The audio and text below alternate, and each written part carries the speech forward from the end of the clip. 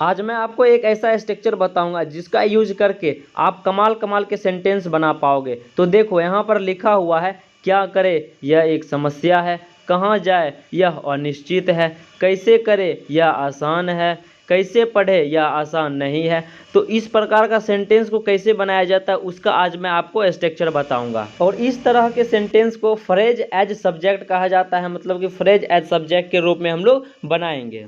आइए देखते हैं, मजा आएगा। तो इस प्रकार के सेंटेंस को बनाने के लिए मैं आपको आज दो स्ट्रक्चर बताऊंगा। तो पहला स्ट्रक्चर देखो, स्ट्रक्चर बहुत ही आसान है। सबसे पहले आपको WH लिखना है, मतलब WH फैमिली का जो वर्ड लिखा रहेगा वो लिखना है। उसके बाद आपको टू लिखना है, फिर वर्ब का फर्स्ट फॉर्म लिखना है और कहानी खत्म। बहुत छोटा स्ट्रक्चर है। तो देखो जैसे यहाँ पे लिखा हुआ है क्या करे, आइए इसको हम लोग स्ट्रक्चर के अनुसार बनाते हैं। सबसे पहले WH फैमिली में से लिखना है। तो क्या का इंग्लिश आप लोग को पता है, वाट होता है, वाट लिख दिए। उसके बाद स्ट्रक्चर के अनुसार टू लिखना है, तो टू लिख दिए। उसके बाद क्या है इसमें करे, मतलब करना का इंग्लिश डू होता है, वर्ब वन लिखना है, डू लिख दिए। तो वाट टू डू मतलब क्या करे। अब नेक्स्ट वाला देखो यहाँ पर लिखा हुआ है कहाँ जाए, इसको भी हम लोग स्ट्रक्चर के अनुसार बनाएंगे। सबसे पहले WH फैमिली में से लिखना है।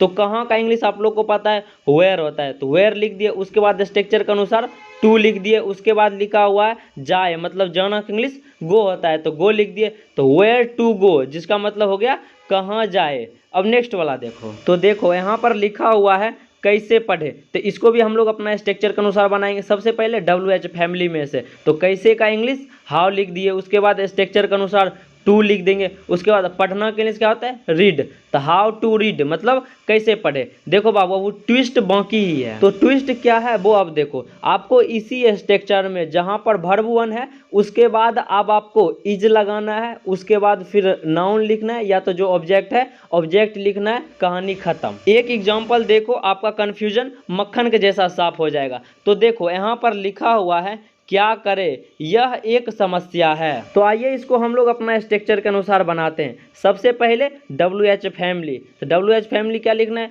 क्या, तो क्या का इंग्लिश वाट लिख दिए। उसके बाद स्ट्रक्चर के अनुसार टू लिख दिए। उसके बाद क्या है वर्ब वन लिखना है, तो वर्ब इसमें क्या है करना, करना का इंग्लिश डू लिख दिए। अब देखो यहाँ पर क्या है वो देखो, इसमें इज भी ऐड करना है। लास्ट में है लिखा हुआ है ना, तो है के लिए हम लोग यहाँ पे इज लिखेंगे, ठीक है। उसके बाद है एक समस्या, एक समस्या का इंग्लिश अ प्रॉब्लम हो जाएगा। तो what to do is a problem, क्या करे यह एक समस्या है, और हम लोग का सेंटेंस खत्म। और आपको एक चीज हमेशा याद रखना होगा, इस प्रकार के सेंटेंस में यह के लिए कभी भी इट या दिस का प्रयोग नहीं किया जाता है, वो हमेशा लुप्त रहता है। अब नेक्स्ट वाला देखो, यहाँ पर लिखा हुआ है कहाँ जाए यह अनिश्चित है। तो आइए इसको भी हम लोग अपना स्ट्रक्चर के अनुसार बनाते हैं। सबसे पहले WH फैमिली लिखना है, तो कहाँ के इंग्लिश वेयर लिख देना है। उसके बाद स्ट्रक्चर के अनुसार टू लिखना है, फिर क्या है वर्ब वन लिखना है, जाना के इंग्लिश गो लिख दिए। उसके बाद स्ट्रक्चर के अनुसार फिर इज लिख देंगे। और अनिश्चित का इंग्लिश होता है अनसर्टेन,